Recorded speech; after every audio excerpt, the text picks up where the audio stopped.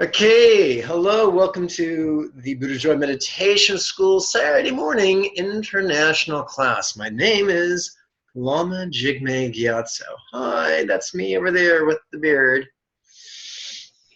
Okay, so someone mentioned that they are experiencing anger right now in their life over politics and money and stuff being squandered, resources being squandered on useless stuff while the sick and the aging are being ignored. Those are definitely worthy concerns for a man or woman of compassion. And I want to explore this a bit further. Here in America, we've had an election, and a lot of people are very disappointed, frightened, and angry about it. And so I'm not going to tell anyone that there's no good reason to be scared or angry. But I will say that fear or anger do more harm than good. It's good to be alert. It's good to be aware of the needs that are not being met. It's good to be aware of the injustices that must be righted. But we cannot make the mistake of trying to control the universe. If we do, we will make ourselves nuttier than a shithouse rat. And nobody wants that.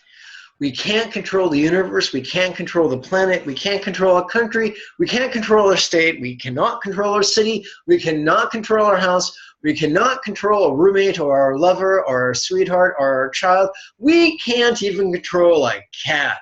If you ever tried taking a cat for a walk, well, you better have life insurance, mister, because they will kick your ass.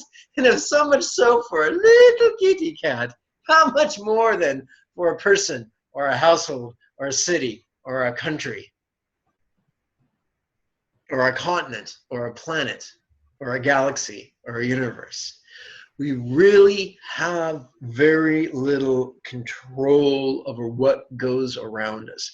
But we can cultivate the two bodhicittas of compassion and wisdom. We can cultivate centered spontaneity and dance through life.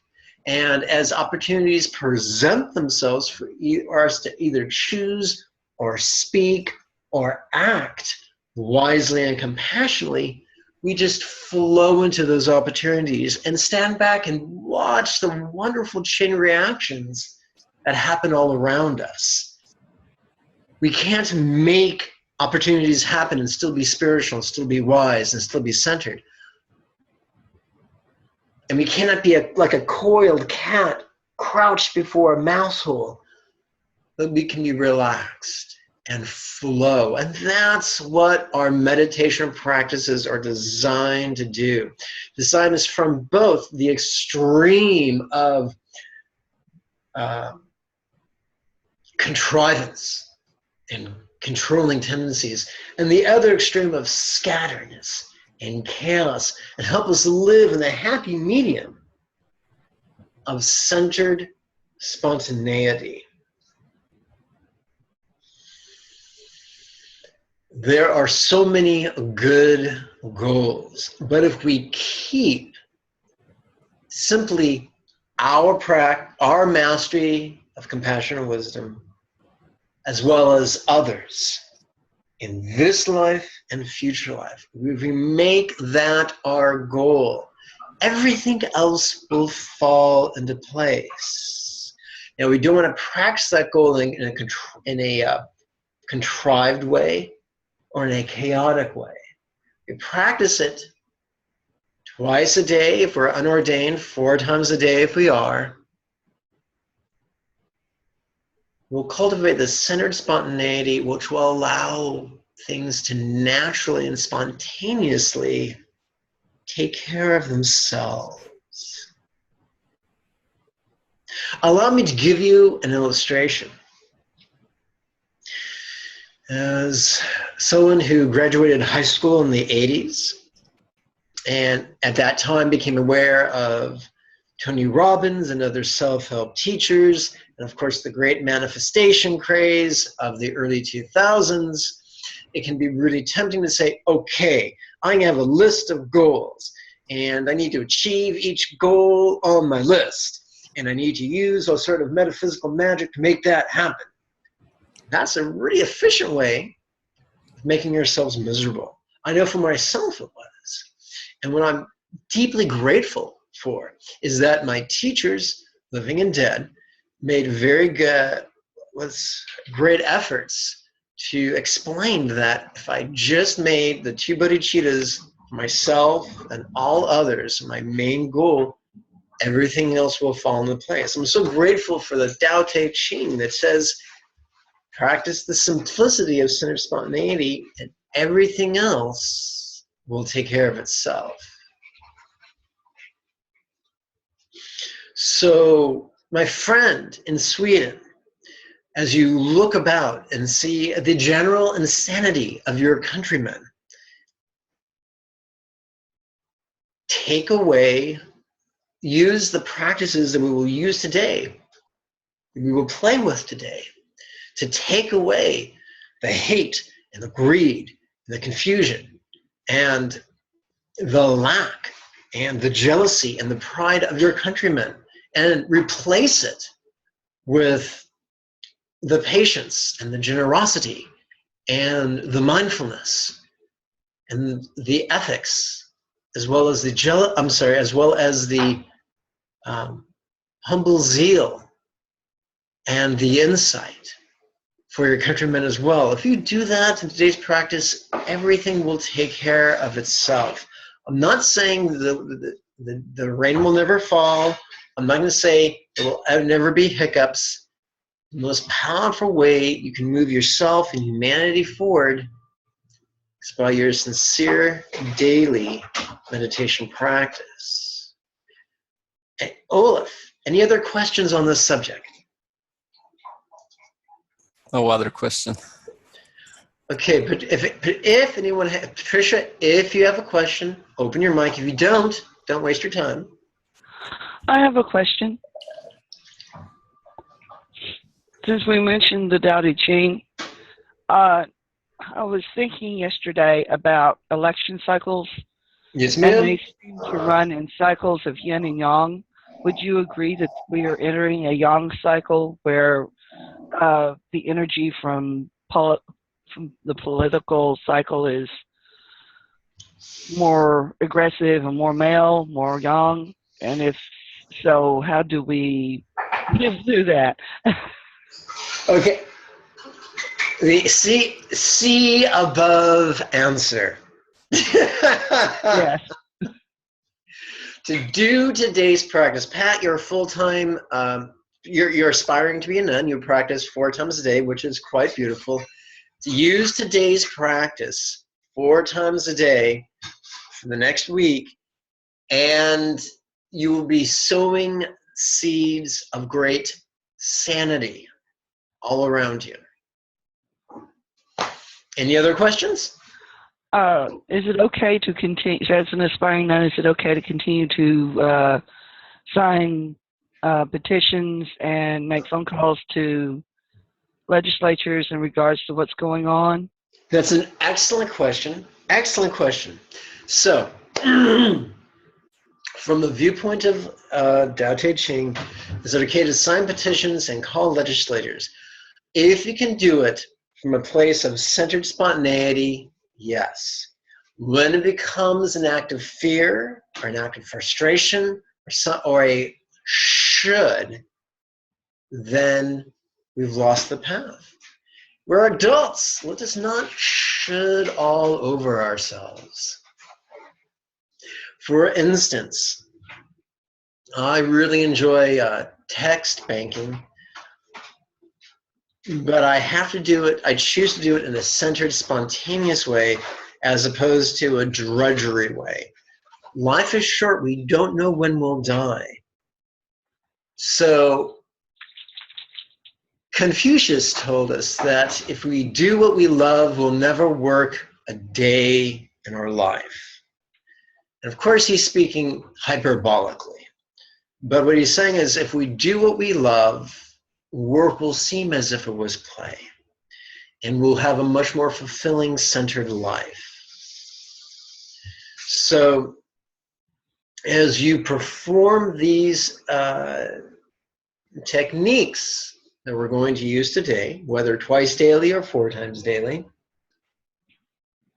it'll become easier and easier to flow with the Tao, if you're a Taoist, or to flow with the Dharmakaya, if you're a Buddhist. Having said that, let's turn our attention to today's practice text. I'm going to make it substantially bigger for the people at home or watching on YouTube. Okay.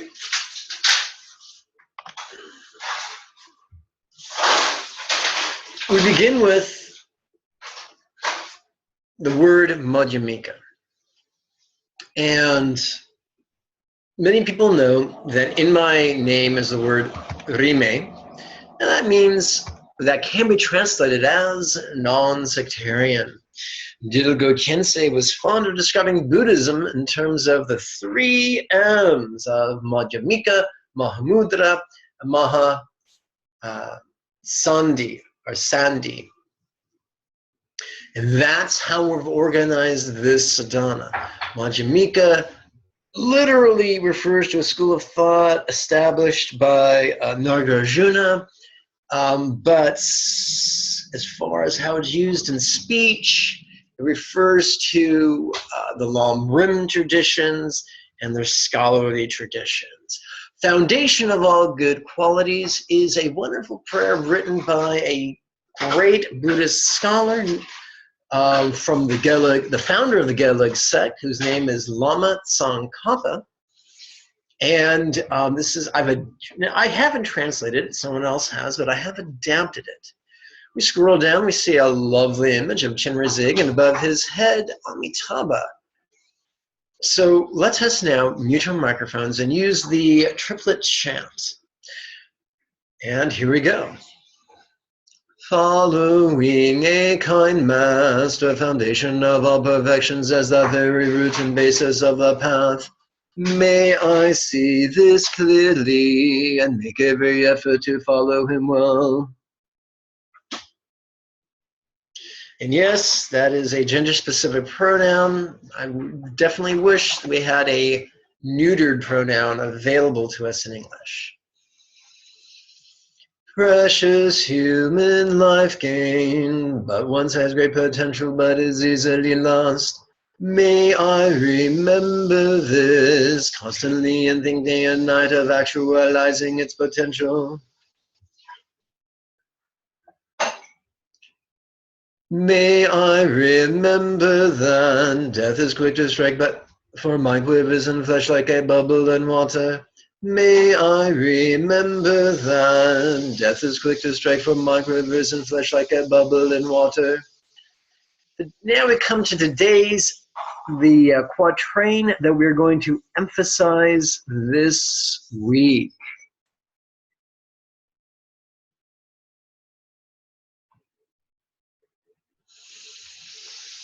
After death, one's good and evil deeds trail after like a shadow does the body. May I discard all harm, as well as generate an infinite mass of goodness and continuously be thus aware. Please grab your mala. If you don't own a mala, simply touch your left ring finger to its thumb. Not right, but left. If you do own a mala, please count a quarter mala using that left ring finger and your thumb. We're now going to whisper this quatrain 28 times. After death one's good and evil deeds trail after like the shadow of a body. May I discard this harm as well as generate an infinite mass of goodness and continuously be thus aware. On the in-breath, I relax into the awareness of this. After death, one's good and evil deeds trail after like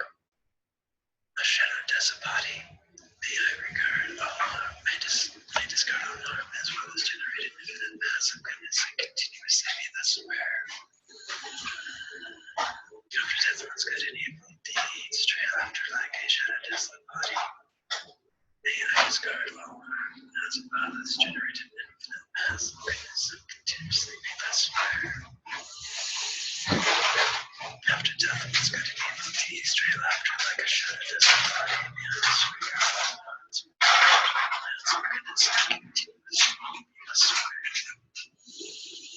And by the way, we can adapt this, if we will, to others. You have the word here, I, and we can replace that with a loved one, a neighbor, a politician, perhaps. So, for instance, may the president discard all harm as well as generate an infinite mass of goodness and continuously be thus where, or may we dedicate, remembering the family of humanity, may we discard all harm as well as generate an infinite mass of goodness and continuously be thus aware.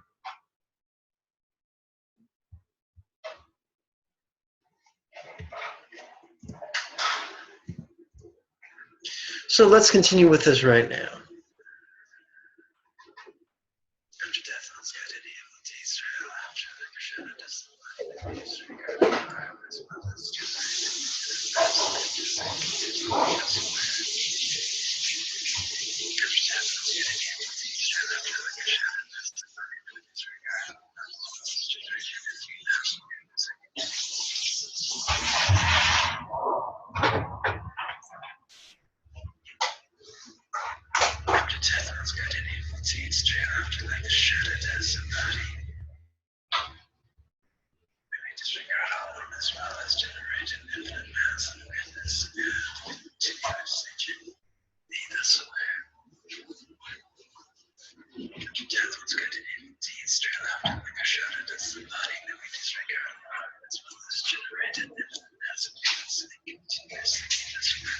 My friends, I cannot emphasize enough the critical importance of relaxing into this recitation. If we do, if on the in-breath we ask the rhetorical question, how relax into the awareness of this, and during the out-breath, as we recite, we also relax, this will have a profound effect upon our habit energies. Let's continue.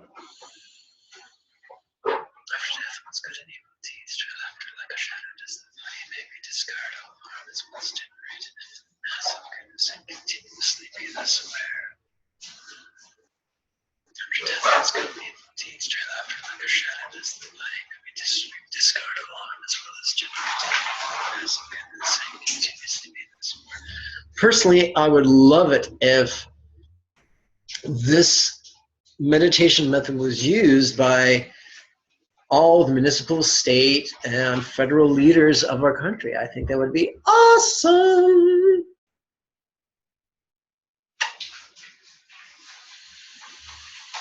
After death, what's good and evil sees trail after like a shadow does the body, may we discard alarm as well as generate an infinite mass of goodness and continuously be thus aware.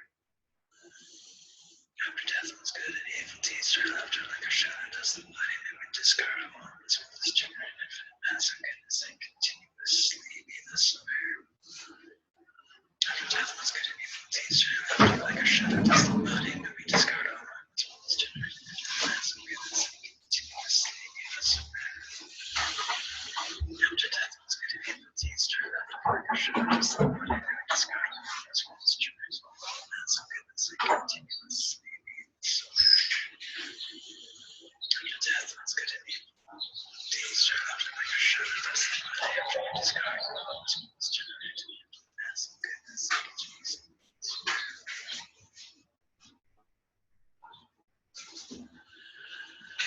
After death, what's good and evil sees trail after like a shadow does the body, may we discard alarm as well as generate an infinite mass of goodness and continuously be thus aware. After death, what's good and evil deeds trail after like a shadow does the body, it may discard alarm as well as generate an infinite mass of goodness and continuously be thus aware. After death, what's good and evil deeds trail after like a shadow does the body, may we discard alarm as well as generate an infinite mass of goodness and continuously be thus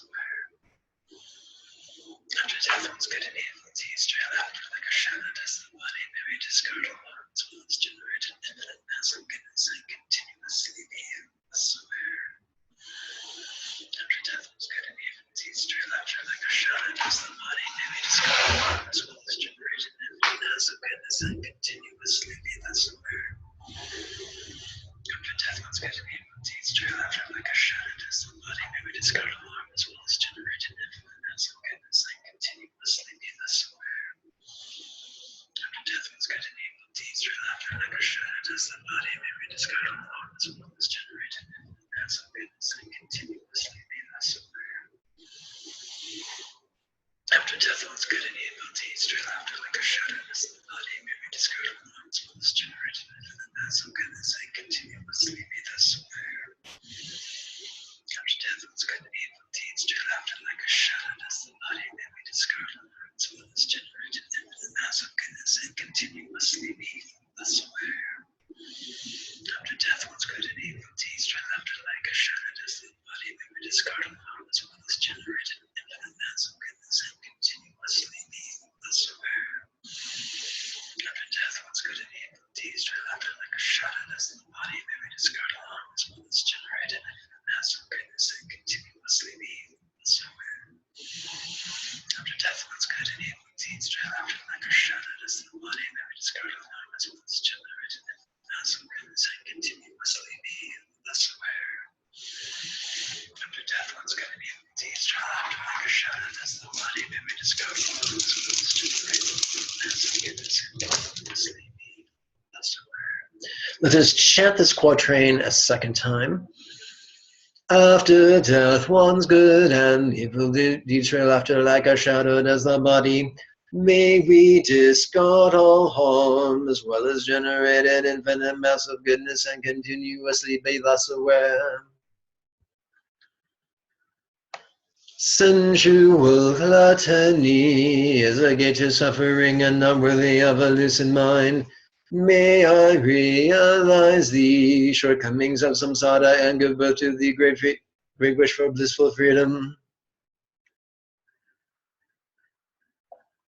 May I fill with mindfulness and alertness that I may live in a oopsie, I skipped a line.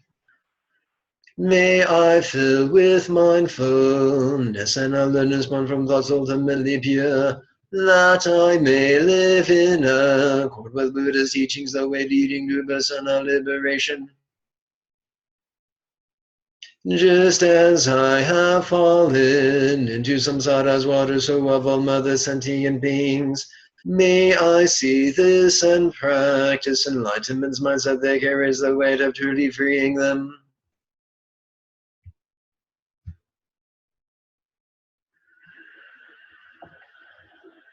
Yet without let's try this again.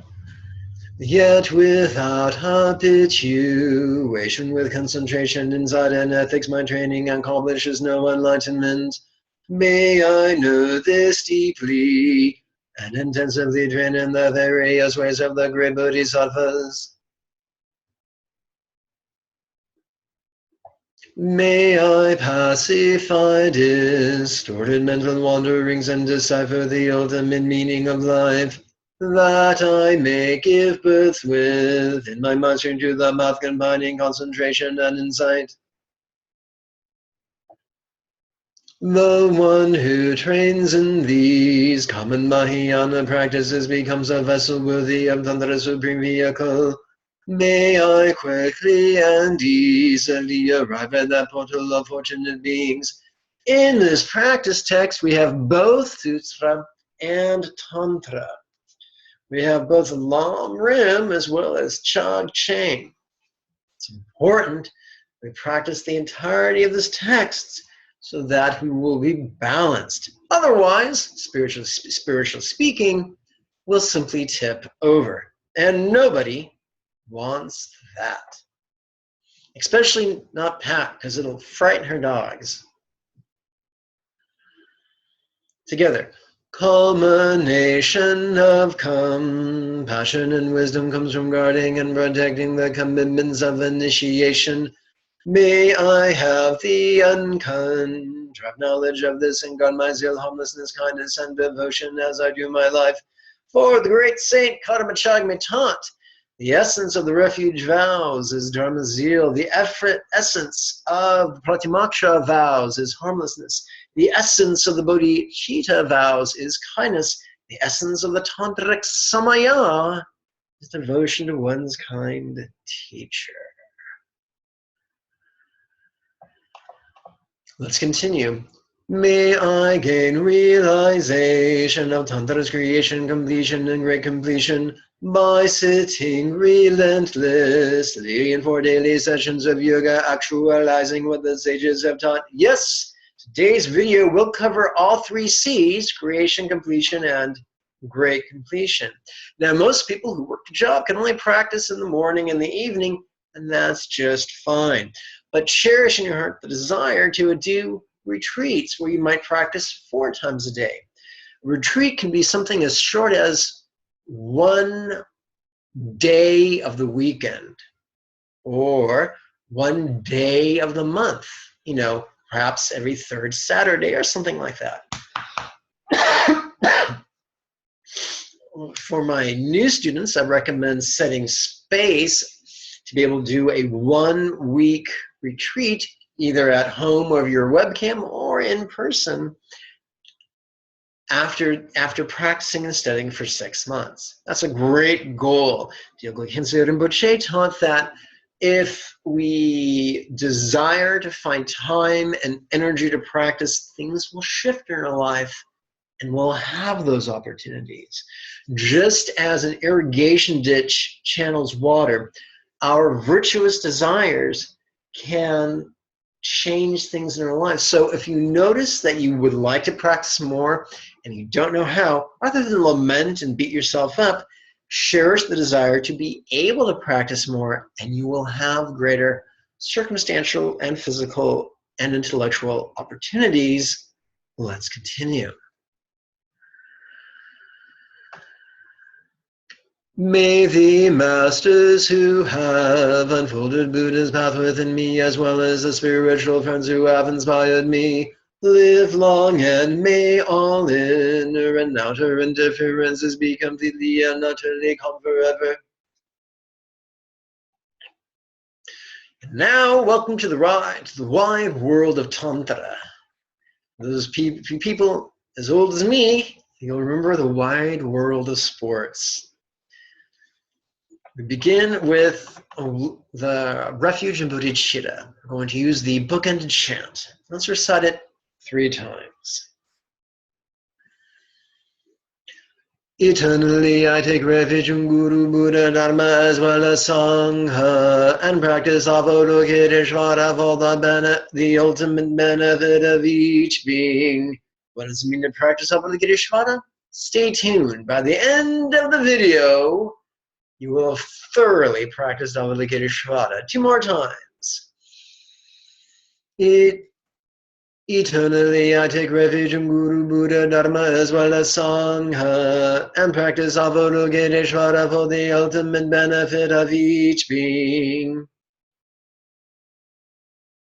Eternally I take refuge in Guru, Buddha, Dharma, as well as Sangha, and practice Avalokiteshvara for the ultimate benefit of each being. For those of you watching on YouTube, if you have a question, write it out in lurid detail in the comment area below. And I'll do my best to get back to you in the form of a video.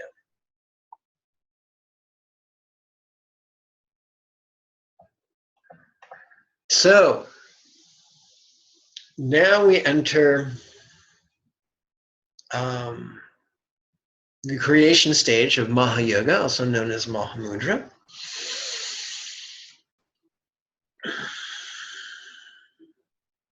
Now, I invite everyone, even though it reads at the top of the screen, visualizing the yidam, I recommend to visualize the yidam passively.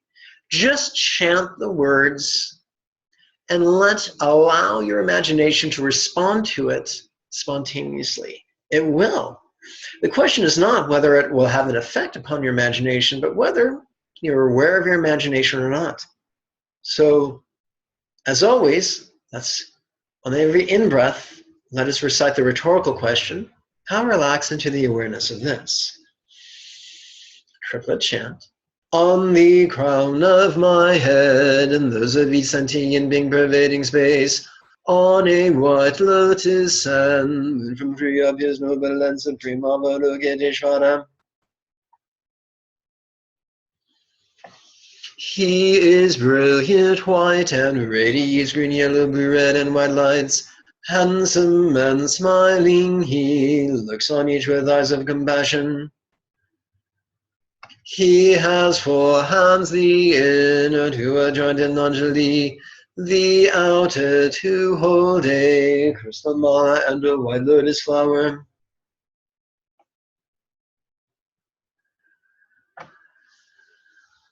Adorned with ornaments, a fine cloth and jewels, he carries a deer upon his shoulders. His guru, Amitabha, crowns his head, his 2 feet are in the Vajra posture. His back rests against a stainless moon. He is the embodiment of each object of Buddhist refuge. Okay, so right next, that's a new word, right next. Our next bit is going to be the first taste of Buddha bowing. We're just going to do 3 bows, very, very simple. We bow to an image of Chenrezig, pretending that his head is the synthesis of all Sangha jewels, his throat is a synthesis of all Dharma jewels, and his heart is a synthesis of all Buddha jewels. You don't have to believe it, it's just a fun idea to play with. So the basic chant is as follows, bookend chant. Lord, what in color and stained by false perfect Buddha upon your head. You look upon each being with eyes of compassion, Chenrezig, we bow to you. Now let's combine it with our practice of Tibetan bows. Oh boy.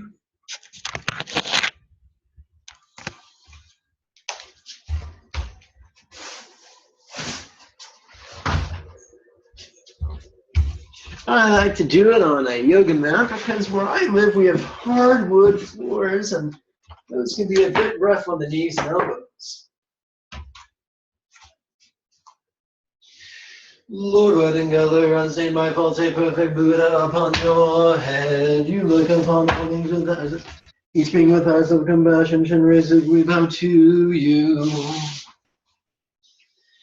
Lord, what in color, unstained by faults, a perfect Buddha upon your head. You look upon each being with eyes of compassion, Chenrezig, we bow to you. Lord, white in color, unstained by faults, a perfect Buddha upon your head. You look upon each being with eyes of compassion, Chenrezig, we bow to you. If you're new to the idea of Buddha bowing and it kind of creeps you out, I'd recommend looking at the benefits of prostrations. On Google, you'll find a translation, an English translation of an ancient text by the Sakya Pandita, which lists numerous benefits of Buddha bowing, both physical and mental and spiritual.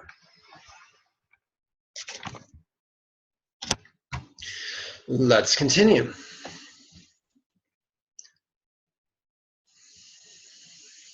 And now we begin training the mind in compassion and love. Bookend chant. We supplicate you, Guru Avalokiteshvara. We supplicate you, Yadam Avalokiteshvara. In the Heart Treasure of the Enlightened Ones, Dilgo Khyentse explains that Avalokiteshvara, also known as Chenrezig, is a synthesis of all roots. In other words, Guru, Yadam, and Kini is also the synthesis of all jewels, i.e. Buddha, Dharma, and Sangha. Let's continue. We supplicate you, Supreme Noble Avalokiteshvara. We supplicate you, Lord of Refuge Avalokiteshvara. We supplicate you, loving protector Avalokiteshvara. Hold us in your compassion, O compassionate, victorious one. For beings who have wandered through countless aeons and endless samsara and experienced unbearable suffering, there is no other refuge but you, Lord. Grant your blessings that they may achieve omniscient Buddhahood.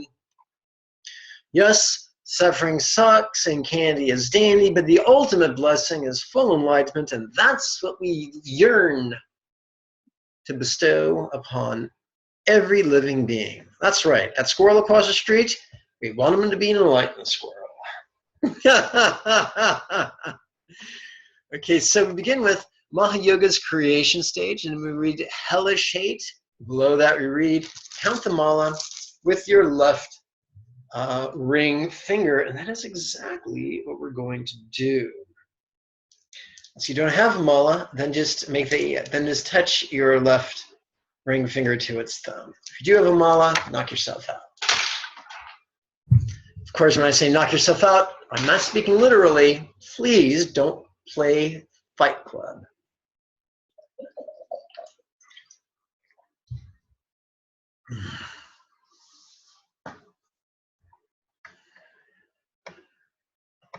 So we see the word metaphoric.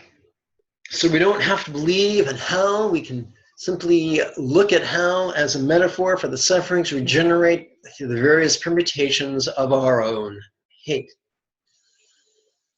Accumulating negative karma from beginningless time due to aggression by the beings all born in the hells and experience the sufferings of hot and cold. May they be born in your presence, supreme Yedam.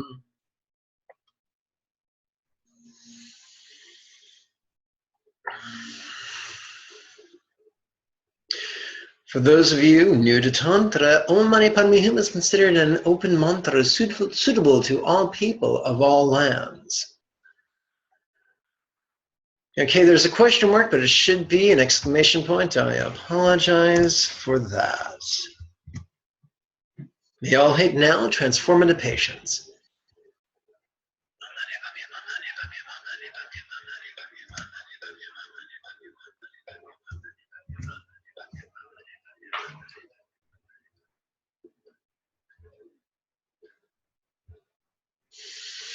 May the hell realm now transform into Sukhavati, a Buddha's paradise, and each of its denizens, as Chenrezig, patiently hum with the tones of the 6 syllables.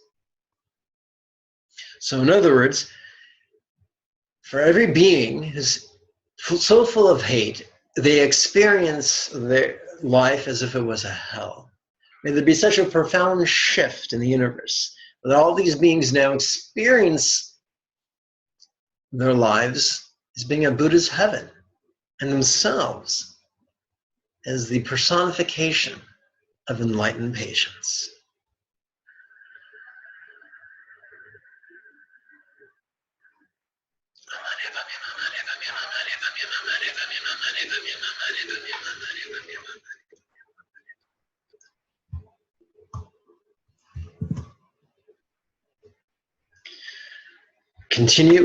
We continue now with the metaphor, with the reality of greed, whose sufferings can make us feel very much like the ghost of Jacob Marley, at the beginning of Charles Dickens' A Christmas Carol. Accumulating negative karma from beginning, this time due to miserliness. Sentient beings are born in the hungry ghost realm and experience the sufferings of hunger and thirst. May they be born in your supreme paradise of Sukhavati.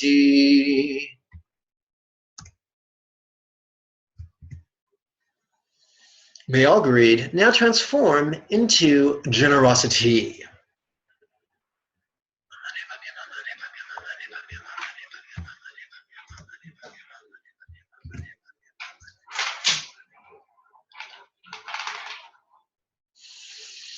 May the hungry ghost realm, and by the way, the hungry ghost realm is an Asian concept. It's the idea that our greed can cause us to take an inauspicious rebirth where we never have enough to eat and we never have enough to drink. And when we do have something to eat or drink,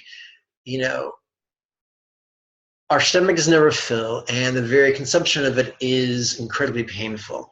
Now, as liberal, I look at this as a metaphor. As Diglo Kensei used to say, craving is like a hungry dog whose appetite is never sated.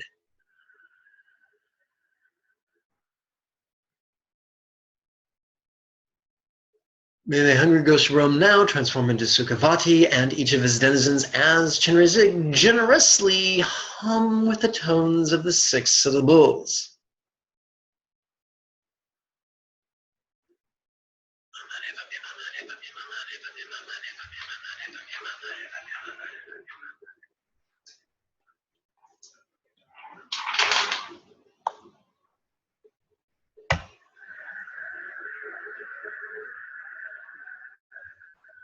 Accumulating negative karma from beginning as I'm new to bewilderment. Mother being so born as animals and experience our sufferings of stupidity and dullness. May they be born in your presence, protector. So this is once again using animals as a metaphor for dullness. Now, animals are better at surviving without tools in nature than you or I. But this is an antiquated metaphor. And I think we can say that amongst humans, some are smarter and some are duller. And the same thing with amongst all mammals, regardless of species, some are smarter and some are duller. Anyway, I'd rather be smart than dull. How about you? May all confusion now transform into concentration.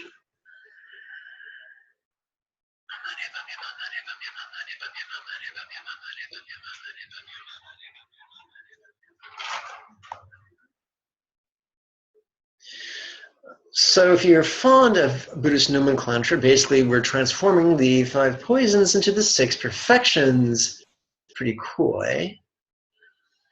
May the animal realm now transform into Sukhavati, and each of its denizens as Chenrezig mindfully hum with the tones of the 6 syllables. By the way, one of the reasons I wouldn't want to be an animal is that humans treat them so horribly. Nice thing about an animal taking rebirth in Sukhavati as Chenrezig is they don't have to worry about being slaughtered or exploited or murdered or anything like that. Let's continue.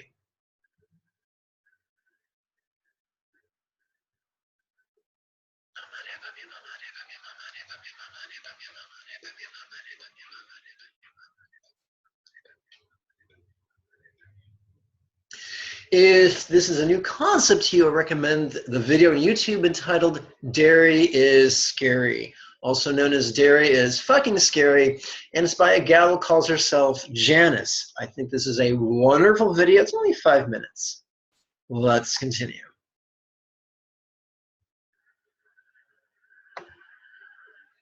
Accumulating negative karma from beginning, the subdued desires. Sentient beings are born in the human realm and experience the sufferings of constant toil and poverty. May they be born in your pure land of Sukhavati. So, there's a lot of humans. It's kind of funny. There's a wonderful blurb I've seen on Facebook. So, it must be true. But it goes as follows. Humans are the only animals that have to pay rent to live on Earth. And there's a lot of lack and there's a lot of fear. And lack can breed all kinds of cruelty, and fear can breed all kinds of controlling tendencies. So the opposite of lack and fear from a karmic point of view could be ethics and kindness. May all lack now transform into kind ethics.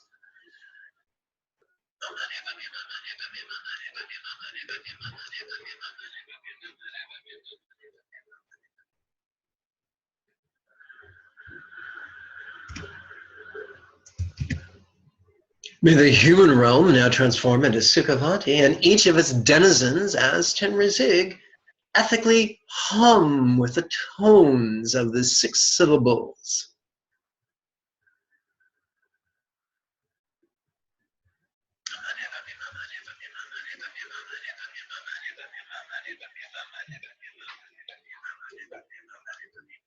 If you are owned by one or more cats, they will love it when you whisper this mantra.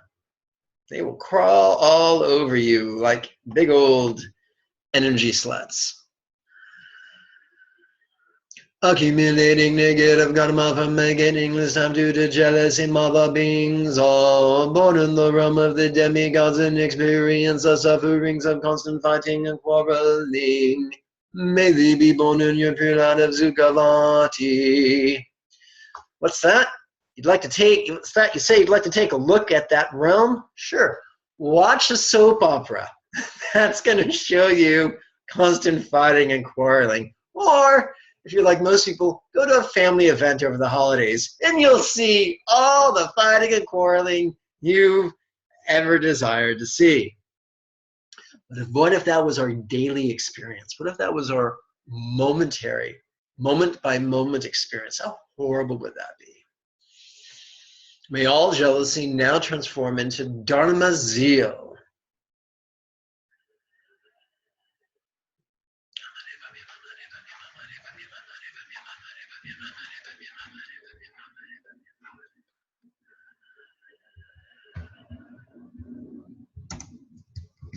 May the demigod realm now transform into Sukhavati and each of its denizens as Chenrezig selflessly hum with the tones of the 6 syllables.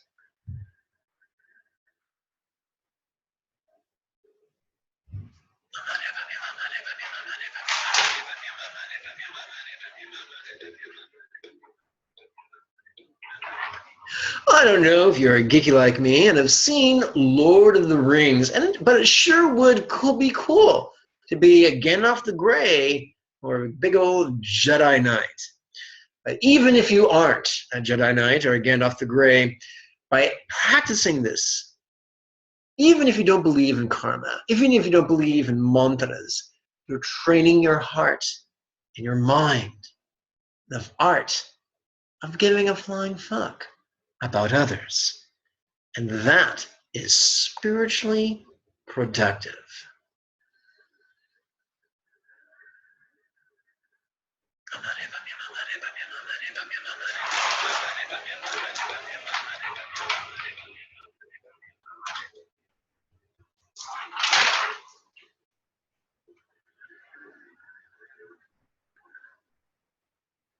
Accumulating negative karma from beginning the sum due to bright sentient beings, all born in the realm of the gods and experience the sufferings of death and falling. May they be born in your land of Sukhavati.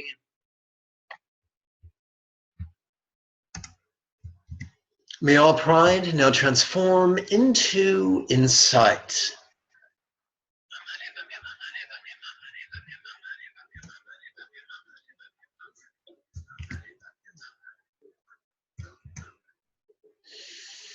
May the God realm now transform into Sukhavati, and each of its denizens as Chenrezig insightfully hum with the tones of the 6 syllables.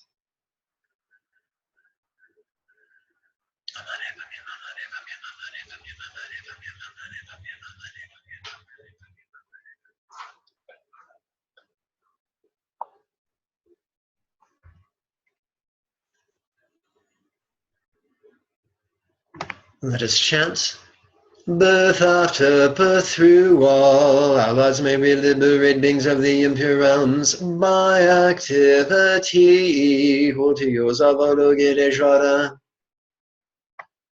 And may the supreme speech of your 6-syllable mantra pervade the 10 directions. Noble and supreme one, by the power of subligating you may beings to be tamed by us. Practice karma and its results in the blessings of virtuous actions. May they act in harmony with Dharma for the benefit of beings.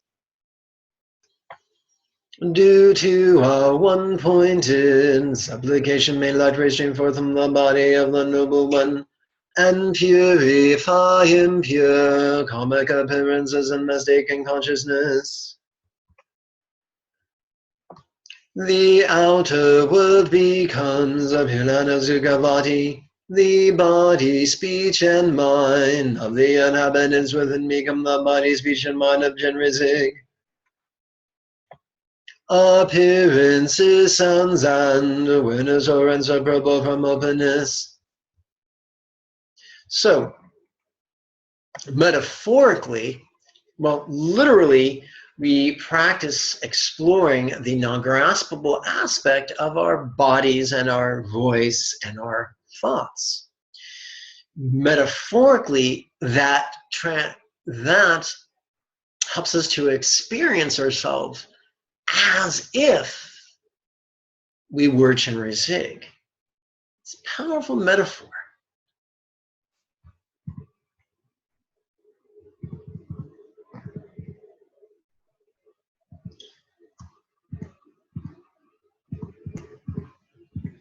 All right. Mahayoga's creation stage. This is a wisdom practice inspired by the Zapatru Rinpoche's, the heart treasure of the enlightened ones. The practice of you, meditation and action, a discourse virtues in the beginning, middle, and end. And yes, that was an enormous title for one book. Let's jump right in. We're going to deal with the wisdom nature of our body.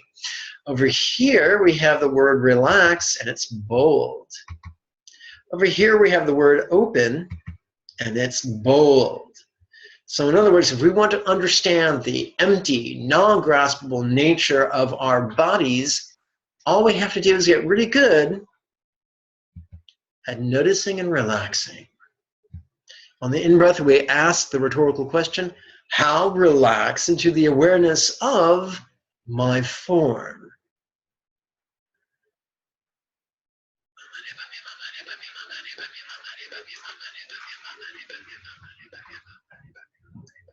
And we do this for 2 breaths.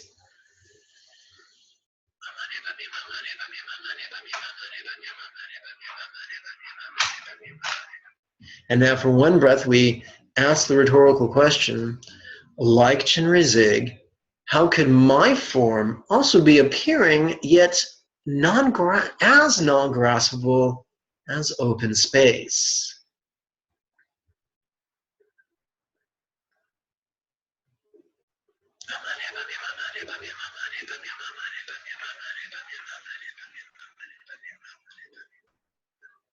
If you could associate the phrase open space with the act of relaxing, that would serve you well on Tantra's path. How relax into the awareness of my voice.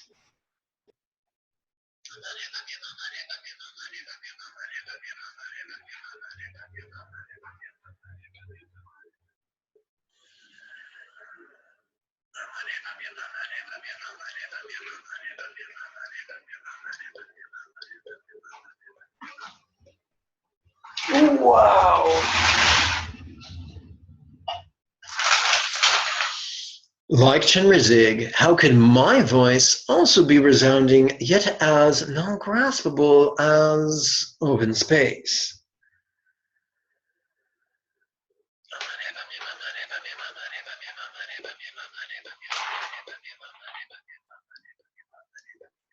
I recommend when playing with these exercises to let your eyes softly focus upon the word that is bold while you whisper the mantra.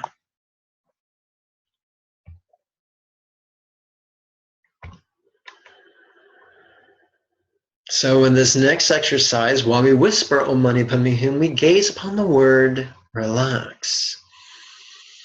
How relax into the awareness of my mind. And in Buddhist metaphysics, the mind is a source not only of the intellect, the memory, and the imagination, but also the emotions.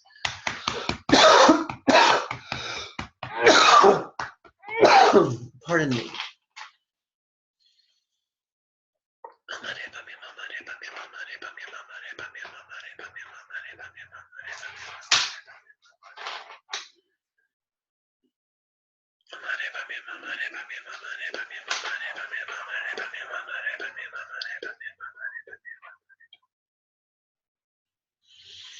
During this next exercise, while we whisper the Om Mani Padme Hum, let us softly relax our gaze upon the bold word, open. Like Chenrezig, how can my mind also be lucid yet as non-graspable as open space?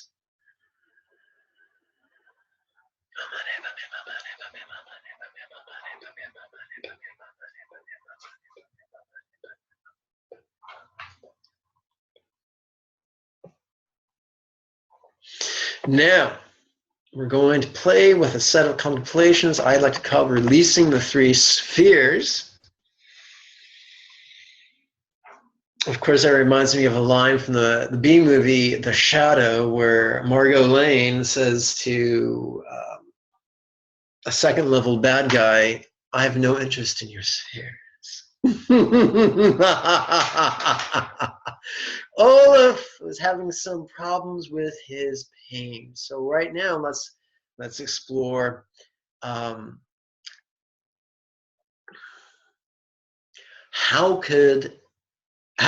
relax into the object of this pain, which would be your body, Olaf.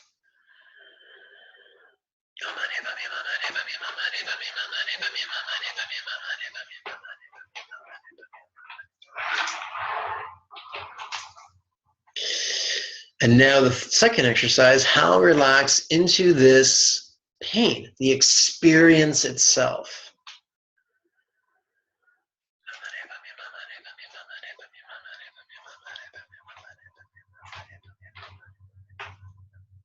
And the third set of three, how relax into the mind that is aware of this pain.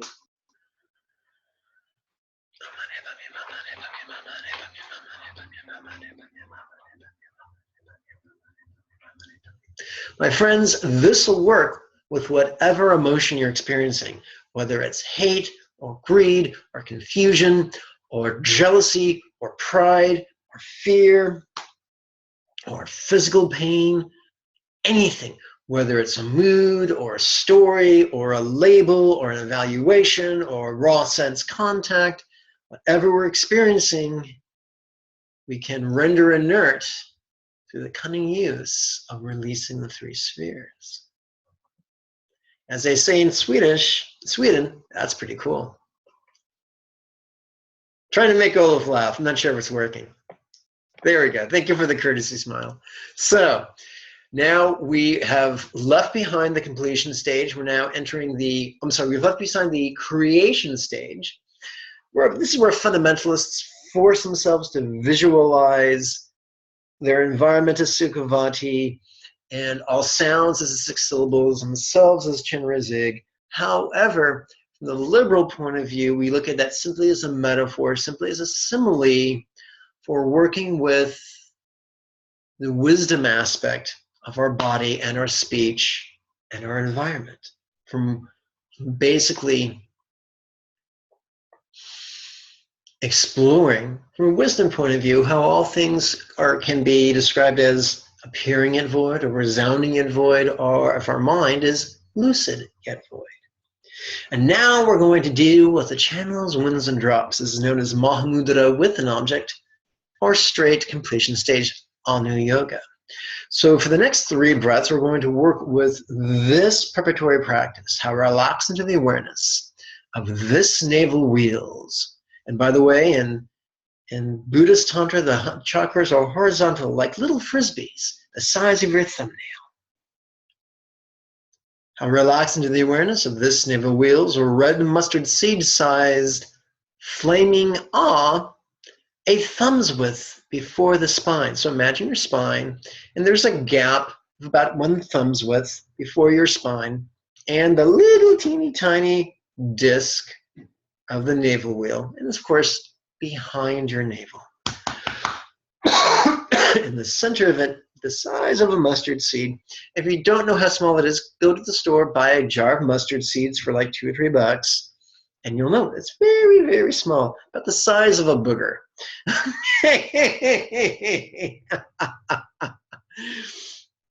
So it's in the shape of the syllable ah, capital A, small h. And if that's too difficult to visualize, just the capital letter A, very small. It's red.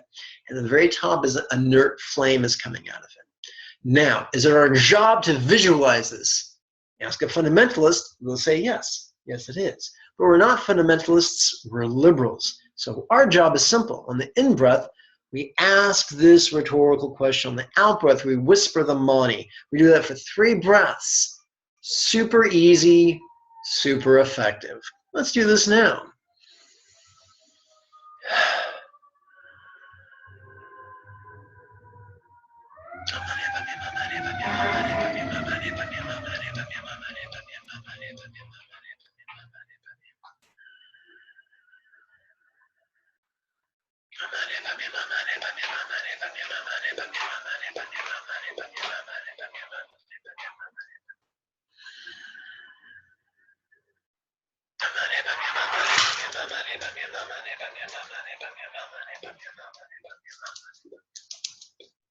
And this concludes the mantra recitation of our program. We've done approximately a little bit more than 2 1/4 mala.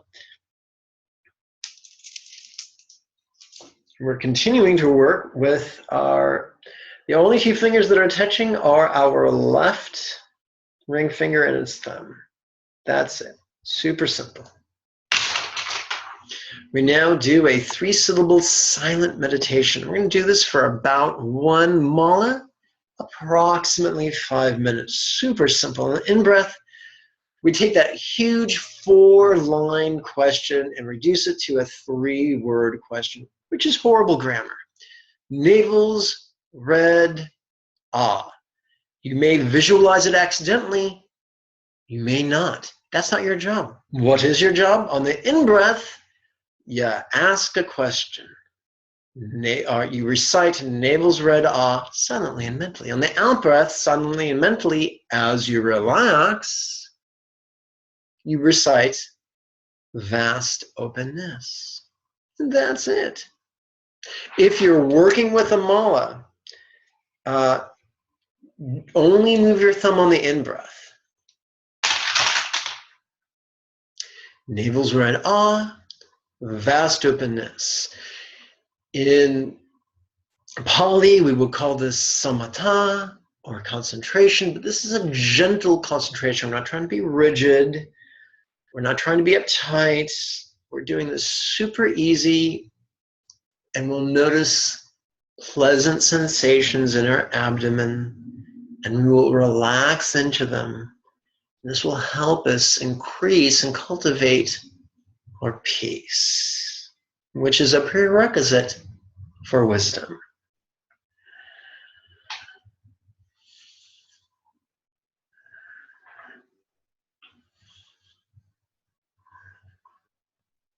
Eyes are not closed. Eyes are not tightly closed. Eyes are not wide open. We're reading this meditation. When you no longer need to read this meditation, your eyelids can be half-masked.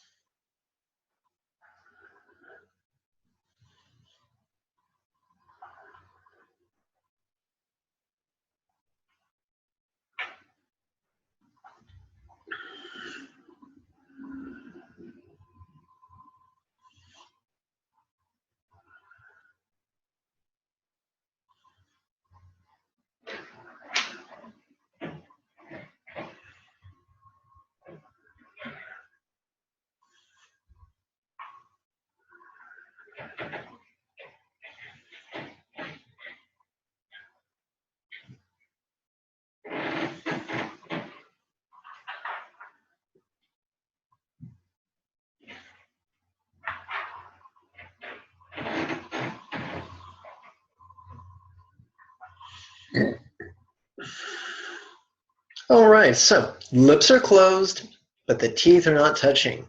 The tip of the tongue is touching the roof of the mouth, and while the eyes are being half-masked, the corners of the mouth are pulled into a gentle smile. Navel's red ah, a vast openness.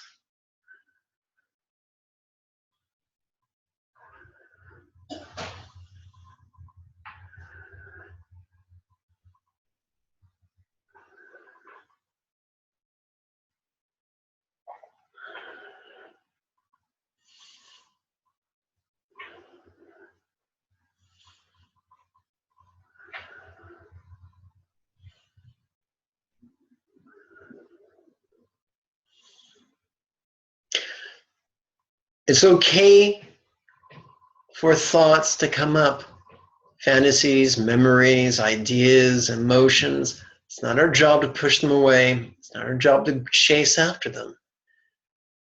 Let them pass in the back, pass by in the background as we work with navel's red, vast openness.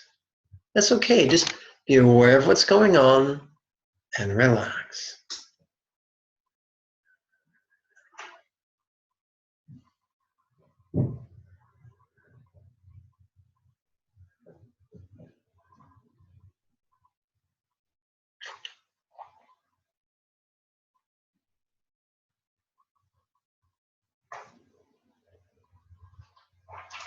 This is simple.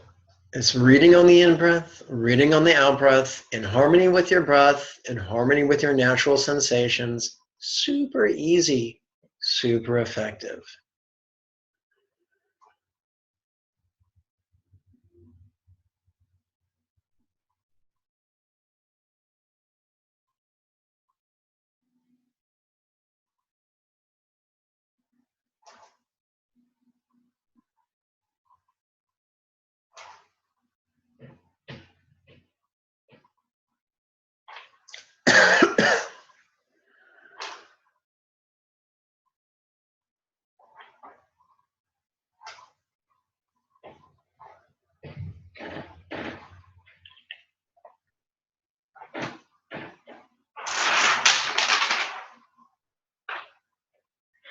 It's not your job to do anything perfect ever.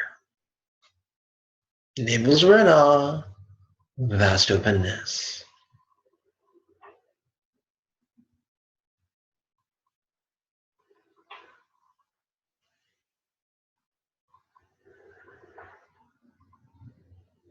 You're not a director, you're not an editor, you're a movie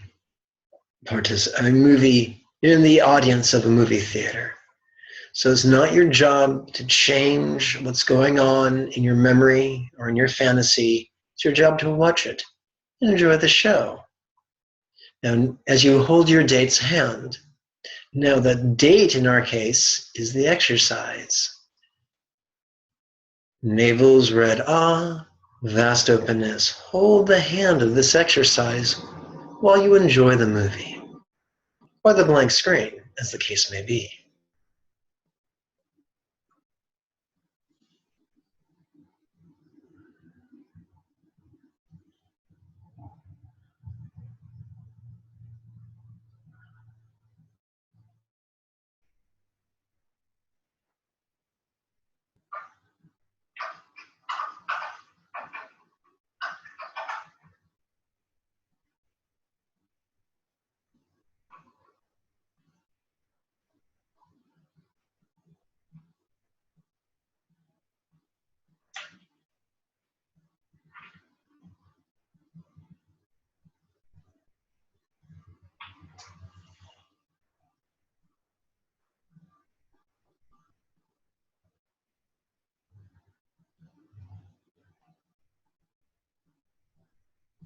And don't be surprised if after a quarter mala or a half mala, you find your breath's getting slower and longer and deeper. Don't force it.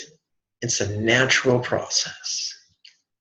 Navel's red vast openness.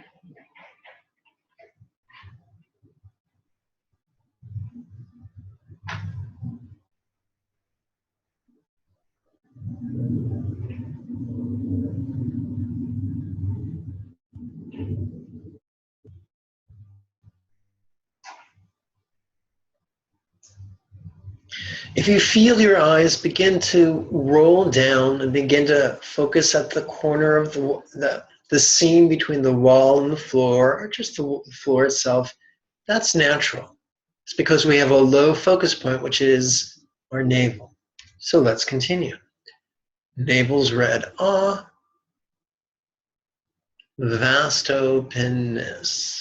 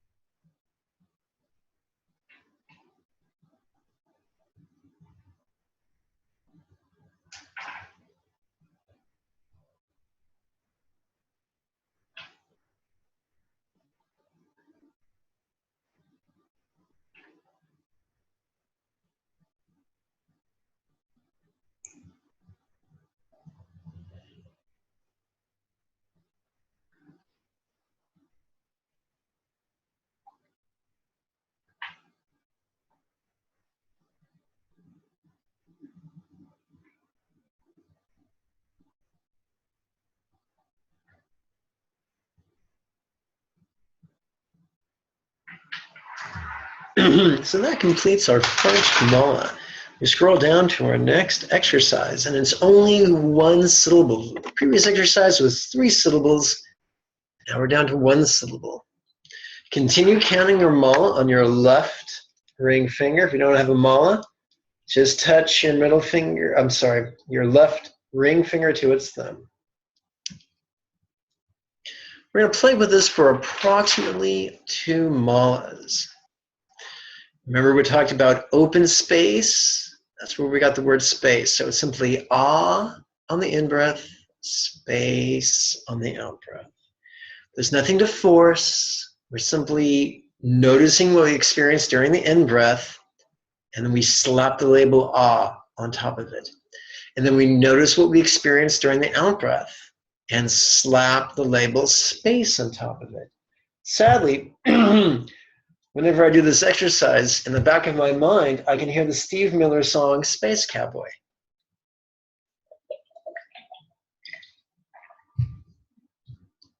Here we go.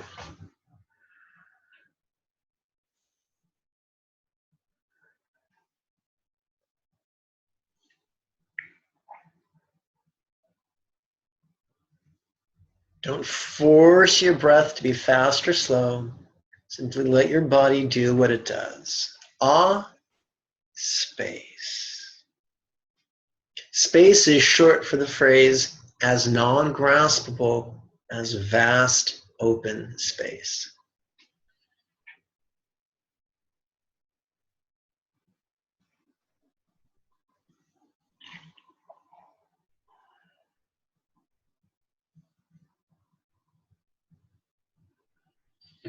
Pardon me?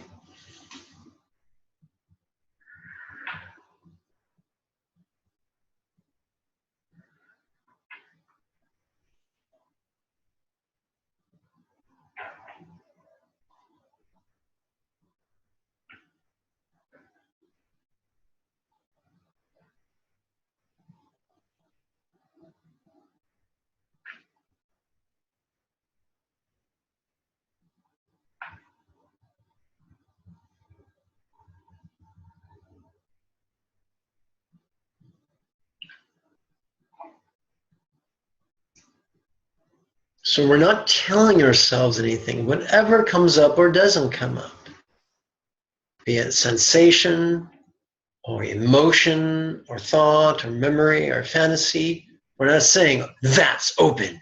We're just noticing it on the in-breath and reciting the word ah, or reciting the syllable ah, and noticing what's going on in the out-breath and reciting the syllable space.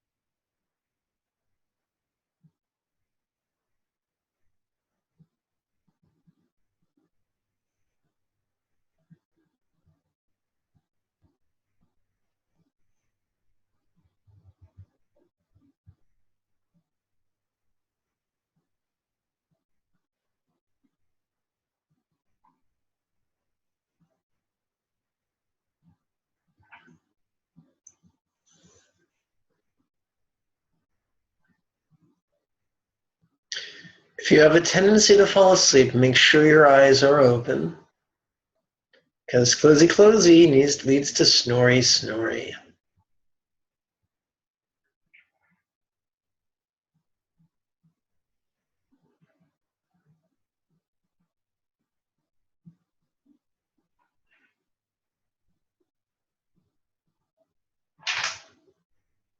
This is your own private spa treatment. We're just really relaxing.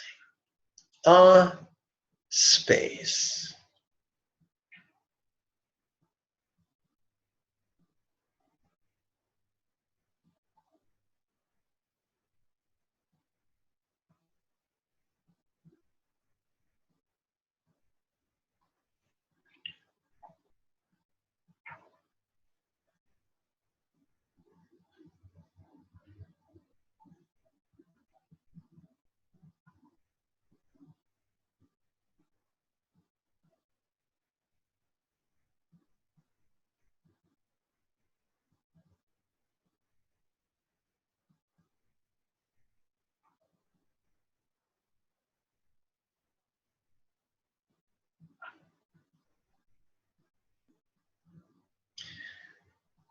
This portion of the meditation is rather like falling asleep. Although our eyes are open, we're just centering down, and our thoughts are slowing and our emotions are slowing.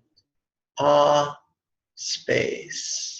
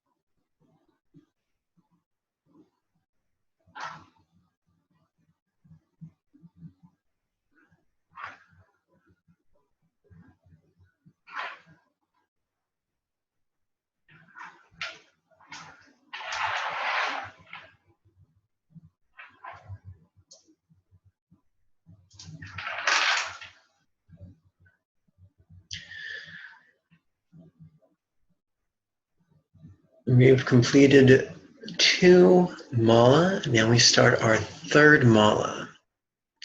Our first mala was 3-syllable meditation. Our second mala was 1-syllable meditation. We begin our 3rd mala, which is still 1-syllable meditation.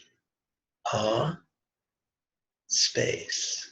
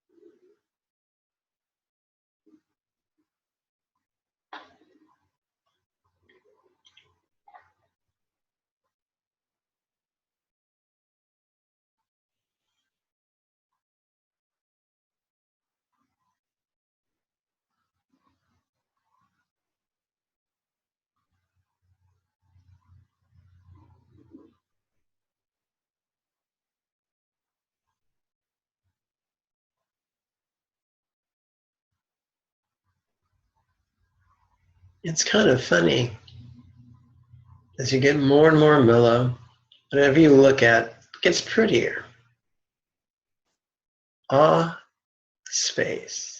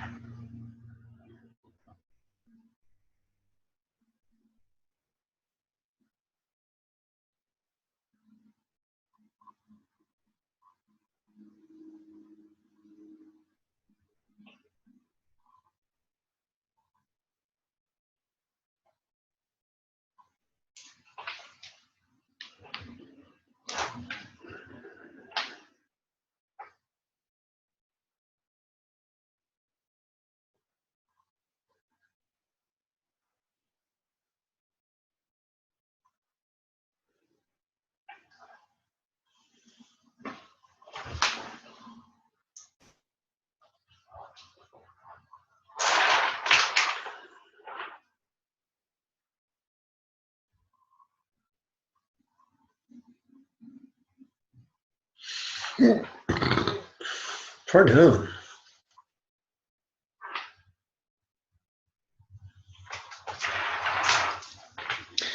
We've completed the Tumo portion of concentration or peace. Now we start our wisdom training proper. I switch to the next page.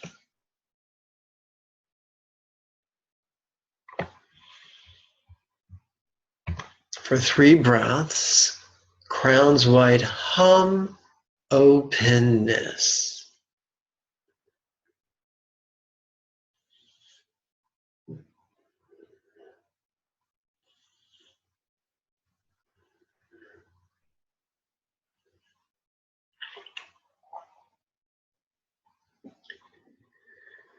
Throats red, om, openness.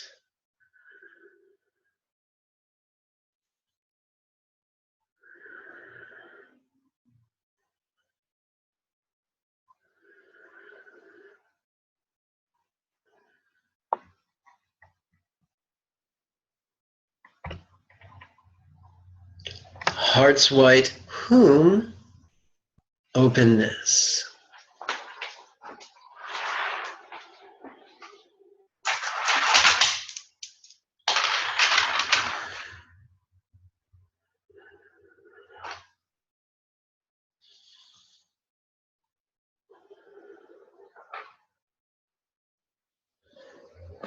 Navel's red, om, vast openness.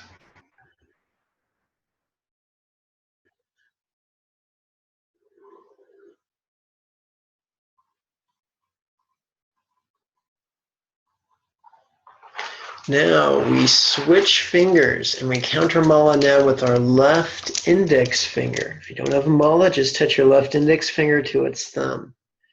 This shifting gears is like entering a dream state. We've gone from falling asleep to dreaming.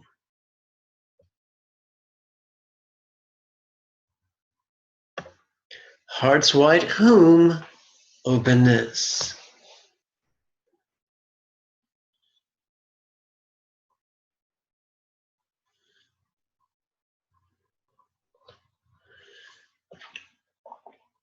Throat spread, Om, openness.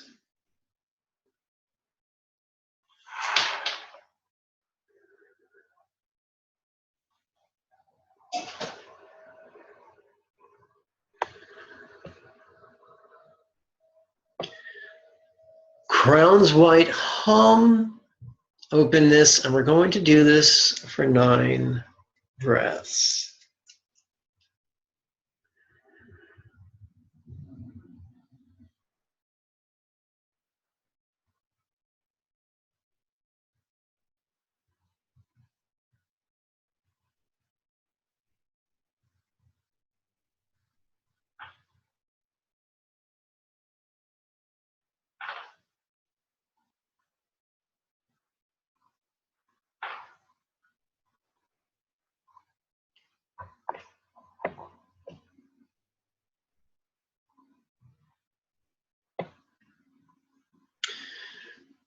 We now come to the dream sequence proper, which is universal blessing and coalescence. Ham's insight light, bless body. And so from the mustard seed sized white H at the center of our crown wheel, an orb of white light could envelop our body and bestow it with insight.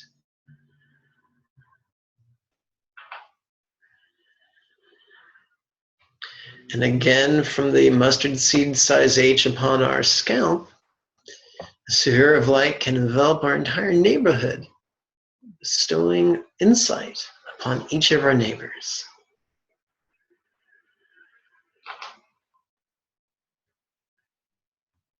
And again, from the H comes a sphere of insight light to bless all the denizens of Earth, whether they walk or crawl or swim or fly.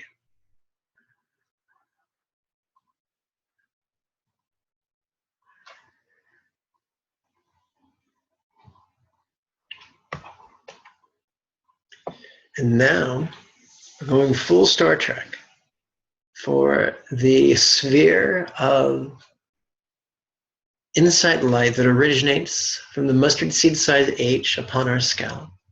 Now it expands until it encompasses all the beings of all the worlds of this and all other universes. Ham's insight light, bless each being.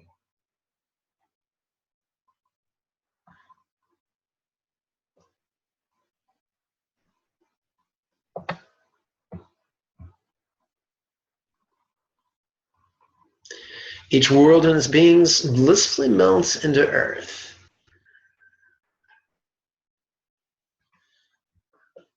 Earth and its beings blissfully melt into here. And so these are ideas, not per se visualizations. Neighborhood and its beings blissfully melt into body. Body and its beings melt into Ham. Ham now melts into space. We're going to do this a second time.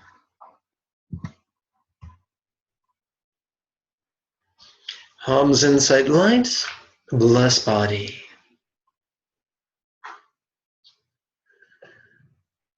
Ham's insight light, bless neighbors.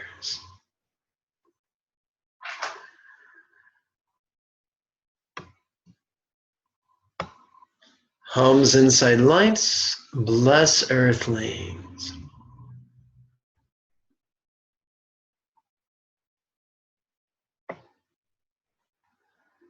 Ham's insight light, bless each being.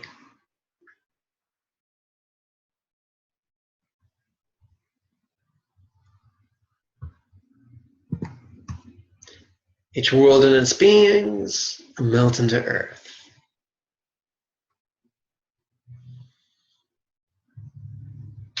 Earth and its beings melt into here.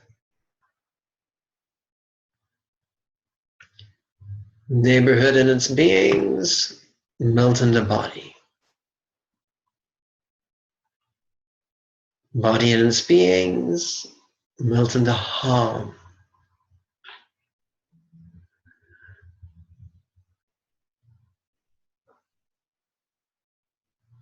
Hum now melts into space.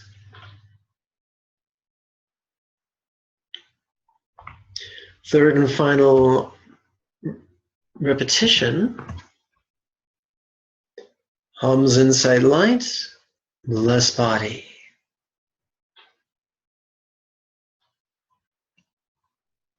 Hum's inside light, less neighbors.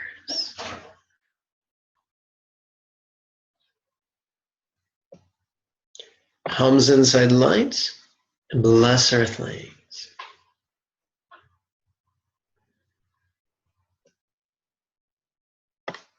Hum's inside light, less each being.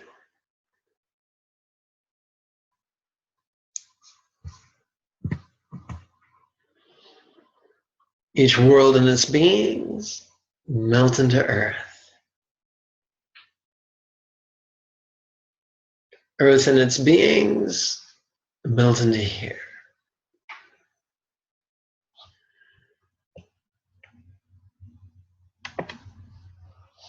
Neighborhood and its beings melt into body.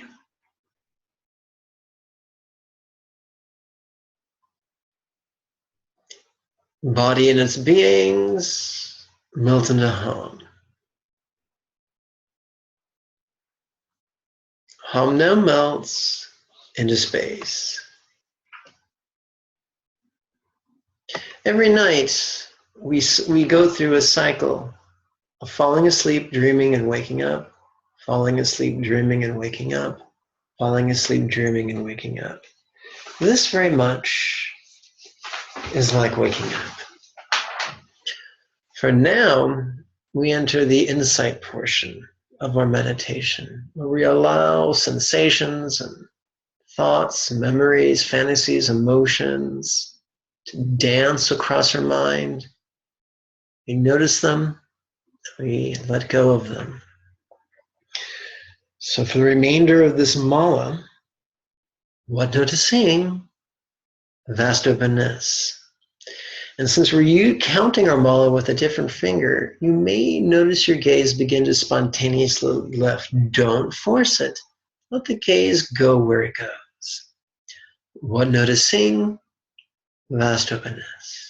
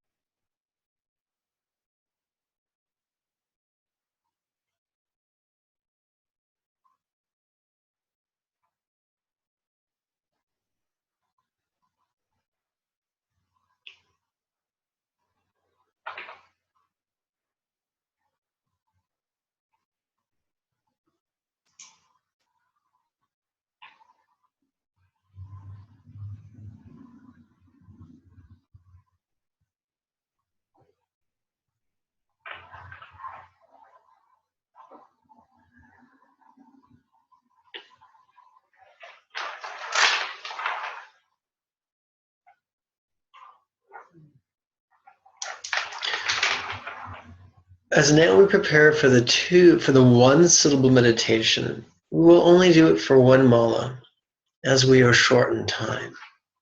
This space. Space reminds us that whatever we're experiencing, as we relax into it, it is as if it is as non-graspable as vast openness. This space.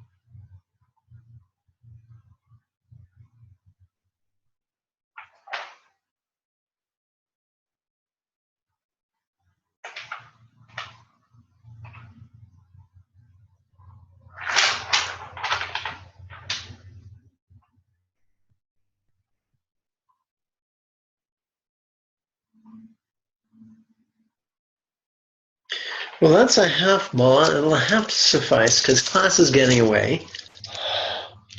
So what we're going to do now is take all this good karma that we've generated and aim it at some really, really loving goals. We're going to use the triplet chant. The physical appearance of myself and others is the body of the noble one. Sounds all the melody of the 6 syllables, also the expansive great wisdom. Remember, that's a metaphor. By this merit may we quickly accomplish Avalokiteshvara and establish every being without exception in that state. Now we've moved a lot of energy, and some of that energy may have gotten stuck. So a great solution to that is Buddha bowing. And it's also really good for our motivation, to keep our motivation truly loving and compassionate and altruistic. So I'm going to do, so let's please join me right now for 28 Buddha bows. So you don't want to trip and fall? That'd be no fun. That would be muy malo. It would be no bueno.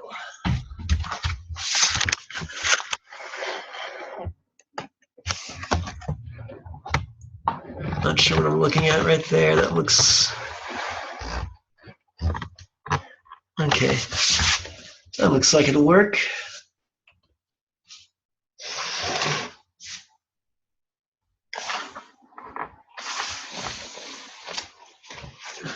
Please canting Ramala with your left index finger.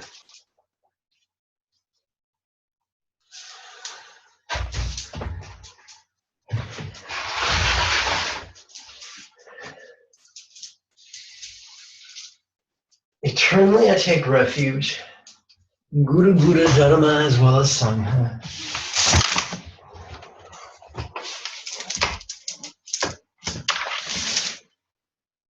And accomplish Avalokiteshvara, and practice Avalokiteshvara for the ultimate benefit of each being.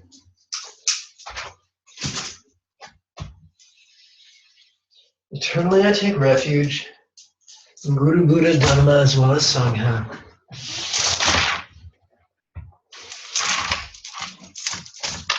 And practice Avalokiteshvara for the ultimate benefit of each being. Eternally I take refuge in Guru Buddha Dharma and Sangha, as well as Sangha. And practice Avalokiteshvara for the ultimate benefit of each being. Eternally I take refuge in Guru Buddha Dharma as well as Sangha.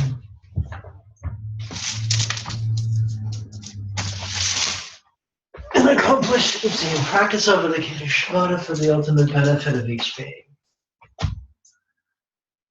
Eternally I take refuge in Guru Buddha Dharma as well as Sangha. And practice Avalokiteshvara for the ultimate benefit of each being. Eternally I take refuge in Guru, Buddha, Dharma, as well as Sangha.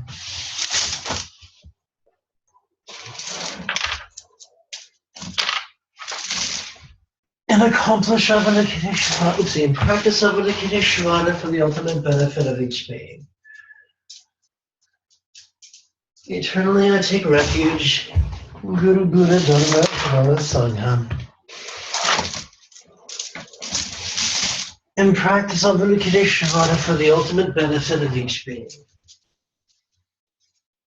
Eternally I take refuge in Guru, Buddha, Dharma, as well as Sangha.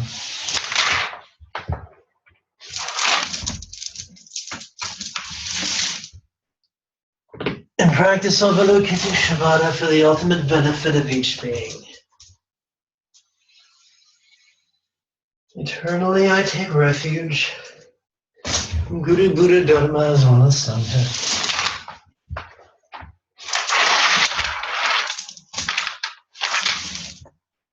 And practice Avalokiteshvara for the ultimate benefit of each being. Eternally I take refuge in Guru, Buddha, Dharma, as well as Sangha.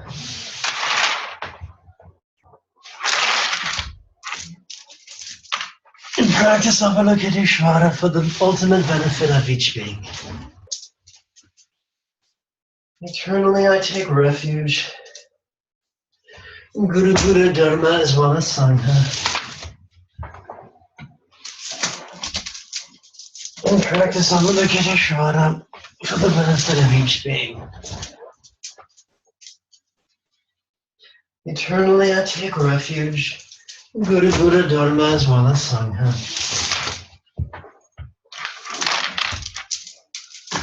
And practice Avalokiteshvara for the benefit of each being. Eternally I take refuge in Guru, Buddha, Dharma, as well as Sangha.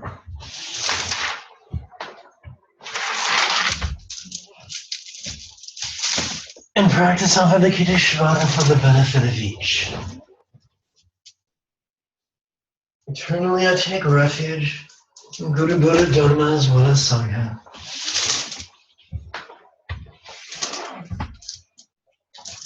And practice Avalokiteshvara for the benefit of each being. Eternally I take refuge in Guru, Buddha, Dharma, as well as Sangha.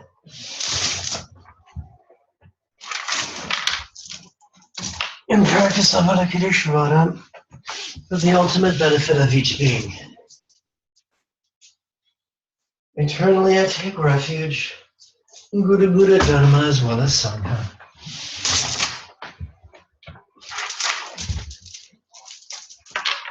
And practice Avalokiteshvara for the ultimate benefit of each being. Eternally I take refuge in Guru, Buddha, Dharma, as well as Sangha.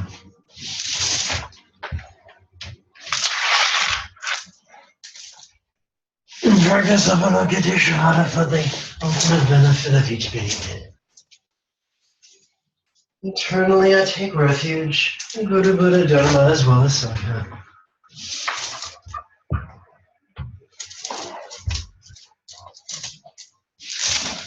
And practice Avalokiteshvara for the ultimate benefit of each being. Eternally I take refuge in Guru, Buddha, Dharma, as well as Sangha.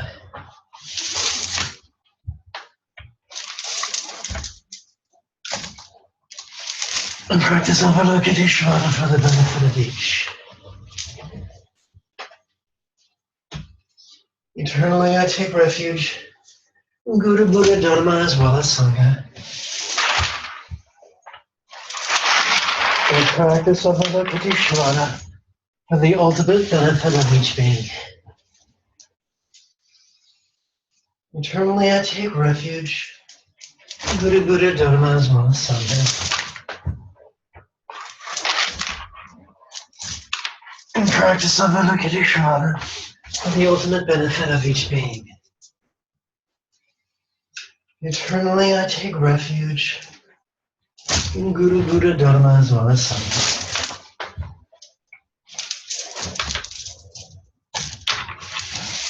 And practice Avalokiteshvara for the ultimate benefit of each being. Eternally I take refuge in Guru Buddha Dharma Sangha. And practice Avalokiteshvara for the ultimate benefit of each being.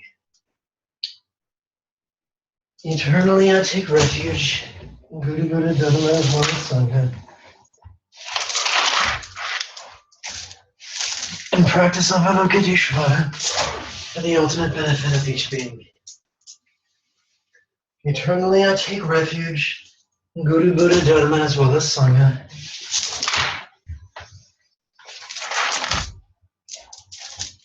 And practice Avalokiteshvara for the benefit of each being. Eternally I take refuge in Guru Buddha Dharma as well as Sangha. And practice Avalokiteshvara for the ultimate benefit of each being. Eternally I take refuge in Guru Buddha Dharma as well as Sangha.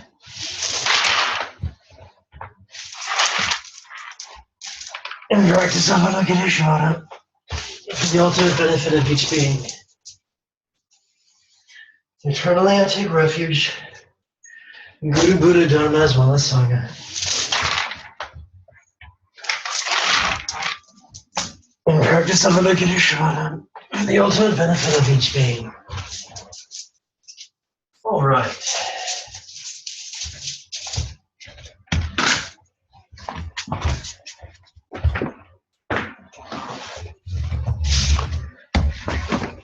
Oh boy, looking for the motion sickness. Pat, don't puke on the Zafu. Okay, come back to the computer.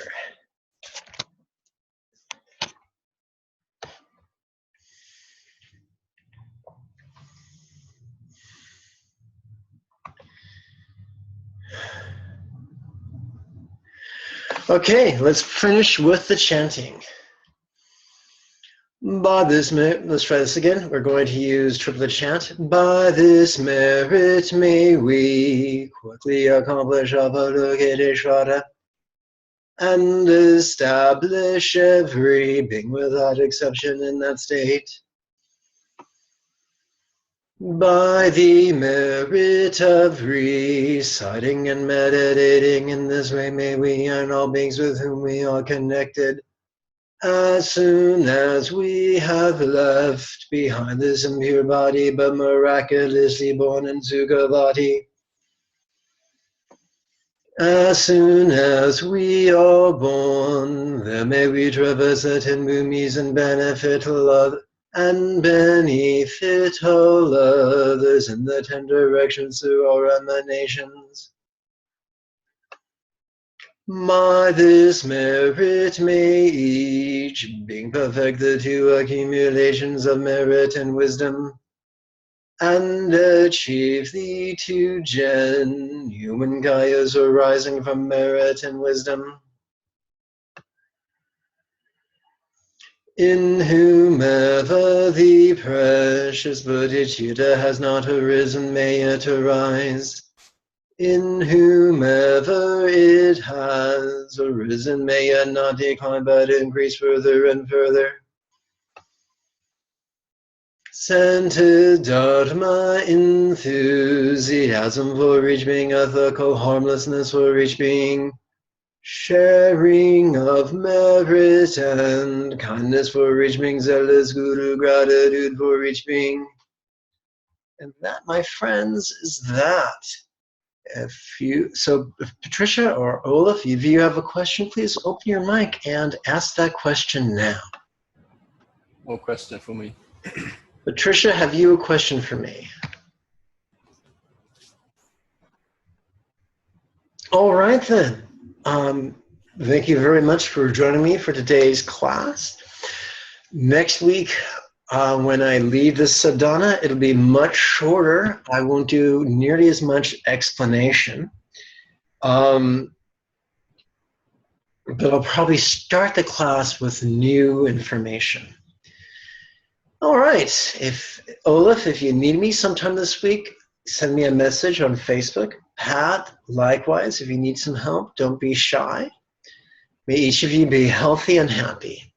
For those of you watching over YouTube, the Monday series of weekly webinars begins the first week of December. Until then, oh yes, and so to register, you can use one of the hidden links. Below the video is a button that reads Show More. When you click that, you'll get a bunch of links to a bunch of free stuff, including an opportunity to register for the next series of weekly webinars. And don't worry, it won't be as advanced as this. They start off super short and super easy, and they build on each other cumulatively. Having said that, may you and yours be healthy and happy. Thank you very much. You, my friend, are utterly welcome.